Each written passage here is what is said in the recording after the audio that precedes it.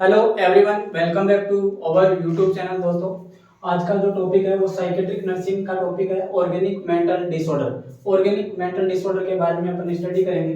दोस्तों, organic mental disorder है जो साइकेट्रिक नर्सिंग के जो डिसऑर्डर क्लासिफाई किए गए हैं, उनमें जो साइकोटिक जो डिसऑर्डर है उनमें ऑर्गेनिक मेंटल डिसऑर्डर आते हैं। साइकोटिक डिसऑर्डर में तो ऑर्गेनिक मेंटल डिसऑर्डर बेसिकली वो डिसऑर्डर होते हैं जिनकी जो पैथोलॉजी है वो ब्रेन से रिलेटेड होती है।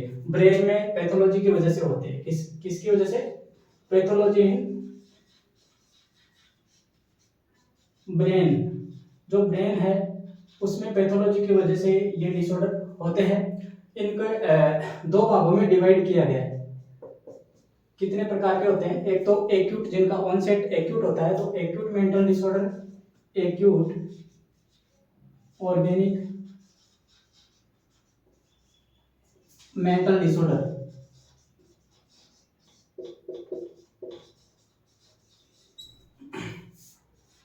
देन दूसरा है क्रॉनिक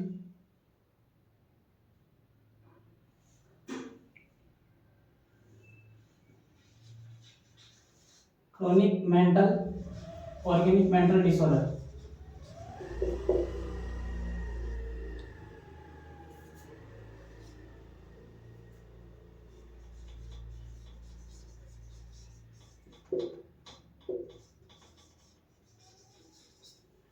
दोस्तों, इन दोनों में से एग्जाम में क्वेश्चन पूछा पूछा जाता है। जो एक्यूट ऑर्गेनिक मेंटल डिसऑर्डर है, यानी कि इनका ऑनसेट एक्यूट होता है, तो इसको डेलिरियम भी कहते हैं। क्या कहते हैं? डेलिरियम।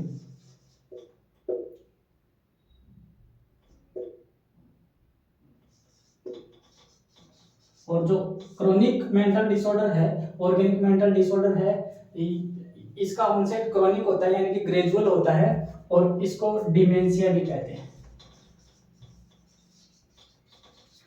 ठीक है दोस्तों, दो प्रकार हो गए। अब इनके बारे में देख लेते हैं। तो सबसे पहले अपन डिलेरियम के बारे में देखेंगे। एक्चुअली जो एक्यूट ऑनसेट है डिलेरियम का, वो डिलेरियम क्या होता है और इसके क्या क्या कॉज होते हैं, क्या साइन सिम्टम है, उसके बारे में देख लेते हैं। जनरली इसकी जो डेफिनेशन है उससे क्वेश्चन आ जाता है और कॉज से रिलेटेड भी क्वेश्चन आ जाता है। तो डिलेरियम होता क्या है?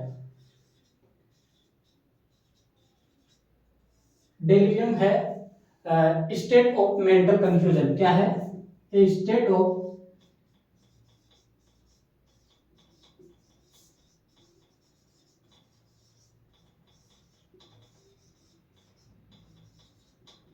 दोस्तों, ये मेंटल कंफ्यूजन की एक स्टेट होती है जो for a short period of time, यानी कि ये परमानेंट नहीं होती है, ये एक शॉर्ट पीरियड ऑफ टाइम के लिए रहती है, जिसमें कि स्टेट ऑफ मेंटल कंफ्यूजन, जिसमें जो सफर्ड जो पेशेंट है वो डिसओरिएंटेड होता है, डिसओरिएंटेड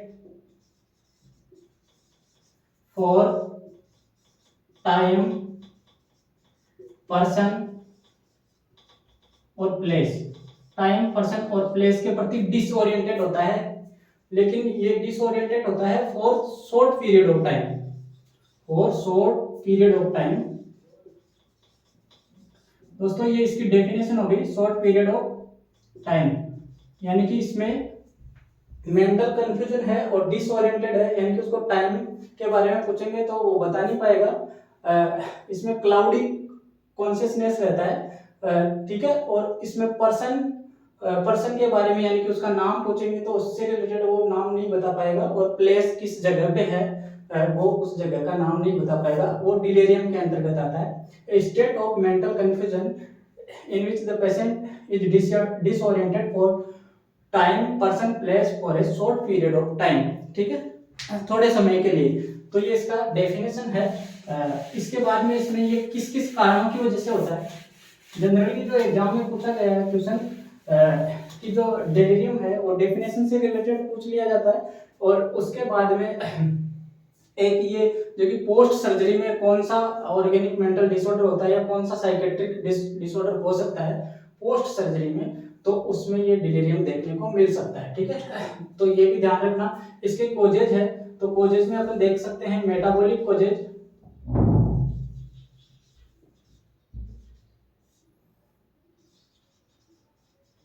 दोस्तों मेटाबॉलिक कॉजेज यानी कि जो मेटाबॉलिज्म से रिलेटेड है, तो इसके अंतर्गत जैसे कि हाइपोग्लाइसीमिया में ये देखने को मिल सकता है।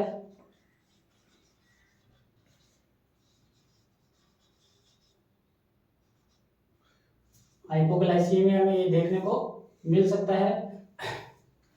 और उसके बाद में हाइपोक्सिया है, हाइपोक्सिया में भी ये हो सकता है, हाइपोक्सिया। ये मेटाबॉलिक कॉजेज हो गए। इसके बाद में एंडोक्राइन सिस्टम से रिलेटेड, एंडोक्राइन में हाइपोथायरॉयडिज्म हो सकता है,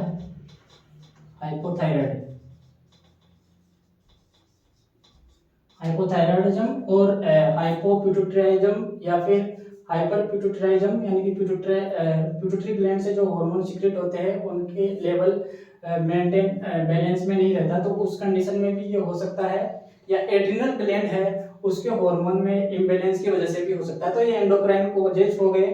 इसके बाद में कुछ ड्रग्स है, उनकी वजह से भी ये हो सकता है, जिसमें कि एल्कोहल है, ऐसे ऐसे ड्रग्स है, तो उनकी वजह से भी ये होने के चांस रहते हैं। कुछ न्यूट्रिशनल कॉजेज है, न्यूट्रिशनल में जो न्यूट्रिशन कॉजेज में प्रोटीन डेफिशिएंसी की वजह से हो सकता है, या फिर B1, B2 और B3 जो विटामिन्स है उनकी कमी की वजह से भी ये देखने को मिल सकता है। हेड इंजरी में और जो इन्फेक्शन है, जैसे कि न्यूमोनिया है और ब्रेन टिश्यू का इन्फेक्शन है, उनमें भी ये हो सकता है। यानी कि डिजीज, कुछ डिजीज है इन्फेक्शन में भी ये देखने को मिल सकता है, बिलेरियम। और हेड इंजरी हो गई और इंट्राक्रेनियल जो इंजरी है उनमें भी ये देखने को मिल सकता है, यानी कि हेड इंजरी। ये अपन ने कारण इसके डिस्कस कर लिए।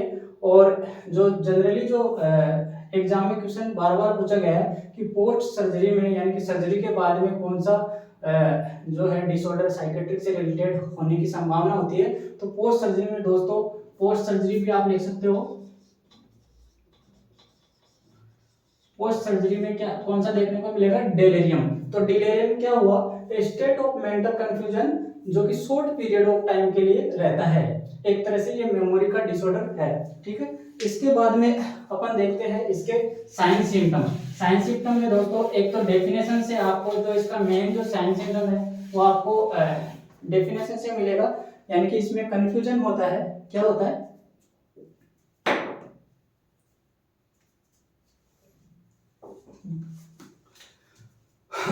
इसके बाद में कंफ्यूजन,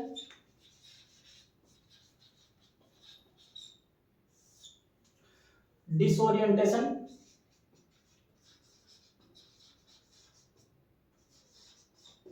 और जो कॉन्शियसनेस होता है वो इसमें कॉन्शियसनेस होता है दोस्तों, लेकिन क्लाउडी कॉन्शियसनेस होता है, ये क्लाउडी कॉन्शियसनेस, ठीक है, क्लाउडी कॉन्शियसनेस। और उसके बाद में सन डाउनिंग इफेक्ट भी होता है इसमें। सनडाउन मतलब इवनिंग के टाइम में ये ज्यादा होने होता है। और इसमें मेमोरी में जो इम्पेयरमेंट होता है वो शॉर्ट पीरियड ऑफ टाइम के लिए होता है। इसके बाद में इसमें इसका जो ऑनसेट है वो एक्यूट होता है दोस्तों। ऑनसेट क्या होता है? एक्यूट होता है, एक्यूट ऑनसेट, ये भी ध्यान रखना। और उसके बाद में मेन तो इसमें डिसओरिएंटेशन और एक विजुअल हेलुसिनेशन पाया जाता है। तो आपके एग्जाम में ये भी आ सकता है कि विजुअल हेलुसिनेशन, कौन सा हेलुसिनेशन पाया जाता है? इसमें जो डिलेरियम में विजुअल हेलुसिनेशन देखने को मिलता है। ये हो गए इसके साइन सिम्टम। इसके बाद में अपन डिमेंशिया देख लेते हैं। डिमेंशिया क्या है दोस्तों? डिमेंशिया का डायरेक्ट परिभाषा आती है और फिर ऑप्शन में जैसे कि परिभाषा दे दी और ऑप्शन में उससे पूछते हैं कि ये क्या है, तो इससे रिलेटेड क्वेश्चन परिभाषा से, इसकी डेफिनेशन से भी उठ के आ सकता है। डिलेरियम और डिमेंशिया में अंतर इतना ही है कि डिलेरियम है वो रिवर्सिबल है, यानी कि ये एक बार होने के बाद में इसको रिवर्ट, ये वापस ठीक हो सकता है। लेकिन जो डिमेंशिया है वो इरिवर्सिबल डिसऑर्डर है और परमानेंट लॉस ऑफ मेमोरी है, या फिर इम्पेयरमेंट ऑफ मेमोरी। क्या है? Impairment of memory, impairment memory, और इम्पेयरमेंट कैसा है, परमानेंट। दूसरी खास बात क्या है इसमें दोस्तों, ये क्रॉनिक होता है या फिर इसको ग्रेजुअल बोल सकते हैं। अपन अभी डिमेंशिया पढ़ रहे हैं, डिमेंशिया, ठीक है। Permanent loss of memory. एक एमनीसिया होता है दोस्तों, उसमें जो लॉस ऑफ मेमोरी होती है वो थोड़े टाइम के लिए होती है, वो भी ध्यान रखना। टेम्पररी लॉस ऑफ मेमोरी का है तो एमनीसिया होता है, और परमानेंट लॉस ऑफ मेमोरी और इरिवर्सिबल होती है। फिर दूसरी क्या है, ये इरिवर्सिबल, इरिवर्सिबल ज्यादातर ये ओल्ड एज में देखने को मिलता है। ओल्ड एज में दोस्तों एग्जाम में पूछा गया कि ओल्ड एज में जो डिमेंशिया होता है उसको क्या बोलते हैं, इसको सेनाइल डिमेंशिया बोलते हैं। क्या बोलते हैं, सेनाइल डिमेंशिया, ठीक है। ऑनसेट इसका क्रॉनिक हो गया, इरिवर्सिबल हो गया, और ओल्ड एज में जो डिमेंशिया है उसको सेनाइल डिमेंशिया कहते हैं। इसमें सेनाइल डिमेंशिया हो गया ओल्ड एज में। इसके कारण क्या क्या हो सकते हैं दोस्तों, इसमें भी कारण में देखा जाए तो इसमें कारण मेन कारण है जो ब्रेन है उसमें डीजनरेटिव डिजीज। दोस्तों ये डिमेंशिया है वो जो सेरिब्रम की जो कोर्टिकल फंक्शन है उसमें इंपेयरमेंट की वजह से होता है, ये भी ध्यान रखना। कोर्टिकल फंक्शन है ना। एक्चुअली हम इसमें टॉपिक में वही पॉइंट डिस्कस कर रहे हैं जो कि आपके एग्जाम में आ सकते हैं, डिटेल में नहीं देख रहे हैं। और इसमें है कोर्टिकल फंक्शन में डिस्टरबेंस की वजह से डिमेंशिया हुआ है, और इसके जो कारण है कॉजेज क्या क्या होते हैं डिमेंशिया के दोस्तों, degenerative brain disease. Degenerative brain disease में कुछ डिजीजेज होती है, कौन कौन सी है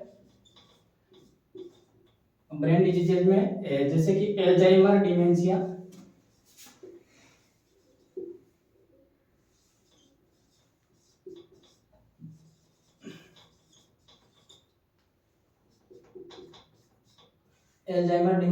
Parkinson's dementia,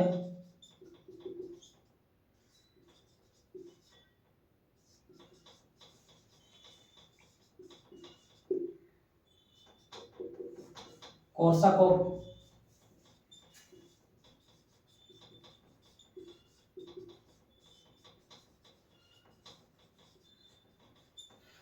Alzheimer's dementia old age में होता है, और इसमें जो ब्रेन टिश्यू है उसमें डिजनरेशन की वजह से होता है। पार्किंसंस जो डिमेंशिया है, जो डोपामिन जो है हार्मोन उसकी वजह से, सॉरी डोपामिन न्यूरोट्रांसमीटर है उसकी कमी की वजह से ये पार्किंसंस डिमेंशिया होता है। और कोर्साकॉफ डिमेंशिया, ये दोस्तों ये याद रखना है, एग्जाम में पूछा गया है। कोर्साकॉफ डिमेंशिया किसकी कमी की वजह से होता है, जो एल्कोहल का कंजप्शन करते हैं, यानी कि एल्कोहल कंजप्शन में, एल्कोहल कंजप्शन ये इसका मेन कारण है।